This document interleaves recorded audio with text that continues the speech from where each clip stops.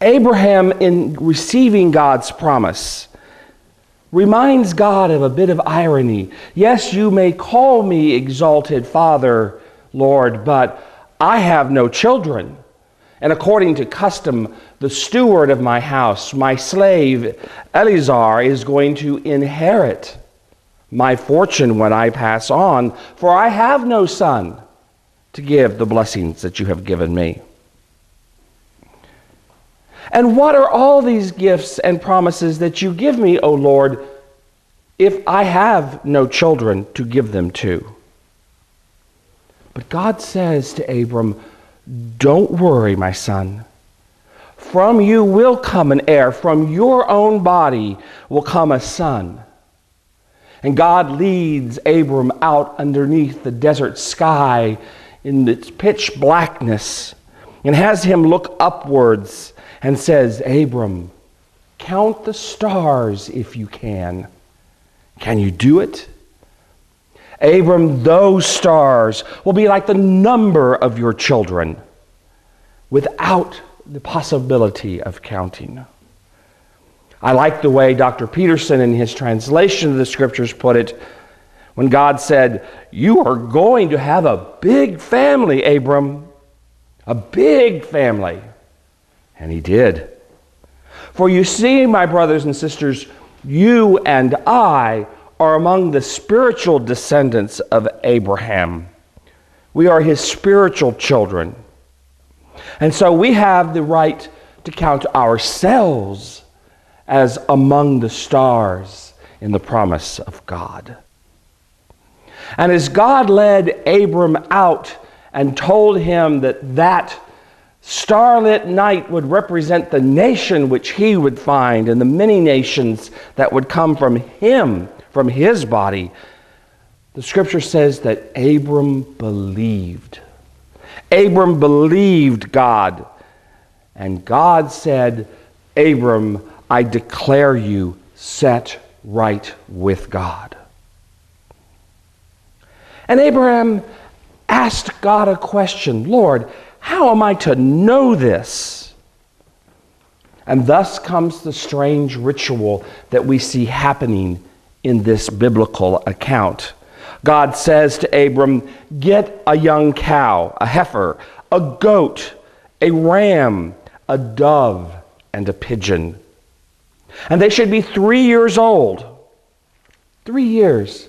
Now that's an unusual number because in the Levitical text later on when Moses gives the requirements for sacrifice, the animals to be brought are not 3 years old, but 1 year old. We don't necessarily understand why in this account God has asked for 3-year-olds, but they are there.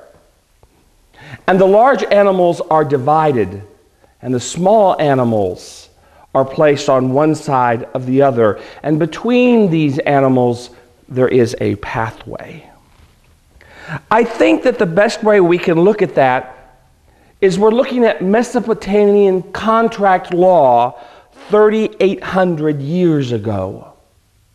And in the making of a contract, people would shed blood because of its sacredness, and they would take and spread animals about, and they would walk between them to seal their deal, as if to say, may I be divided like these animals are divided, should I break my contract, my covenant with you. But in this case, Abram does not walk between the animals, for he's not instructed to. He merely, during the day, keeps the vultures and birds of prey away from them. And at sundown, a deep and foreboding, and in Scripture, a fearsome trance, it says, came over Abram, and he fell into a deep sleep. And in that sleep, he saw a smoking fire pot and a flaming torch move between the animals. A smoking fire pot and a flaming torch. Let me give you another example or illustration of what that is. A smoking fire pot can be another term for a pillar of cloud. and a flaming torch, a pillar of fire. And several hundred years later, when God would lead his people from Egypt back into the promised land, when God would deliver those children of Israel out of slavery, it was a pillar of cloud by day and a pillar of cloud of fire by night that would guide them. And so the Holy One of the universe makes a covenant with a simple man. And why? Because Abram was a man of faith.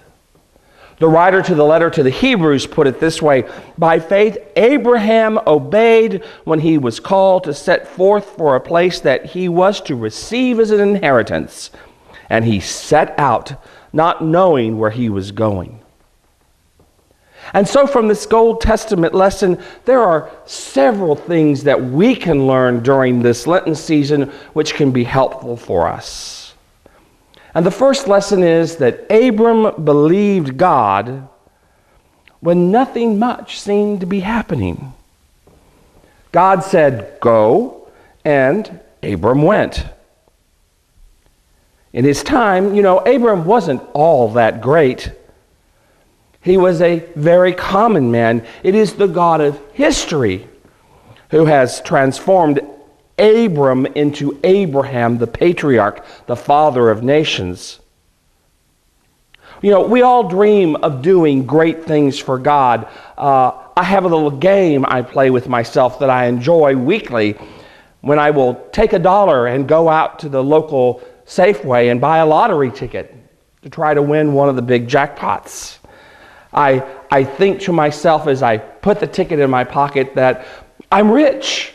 I am potentially a very rich man, maybe even over $100 million. How great is that?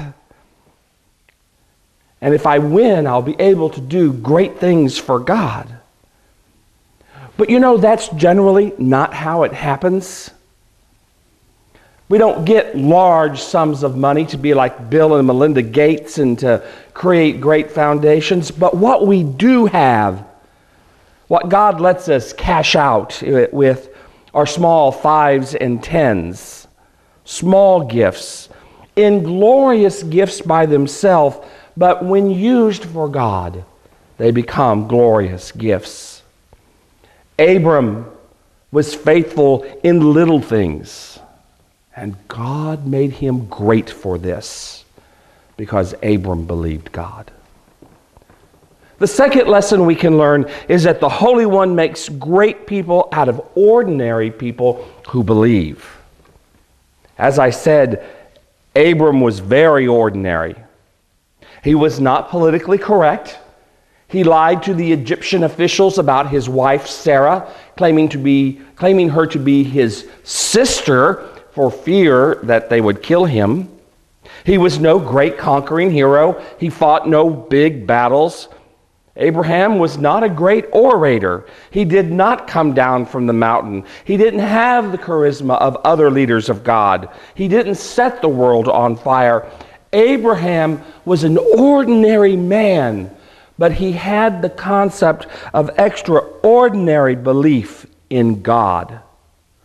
And God takes people with extraordinary belief, ordinary people, and transforms them into people who change history.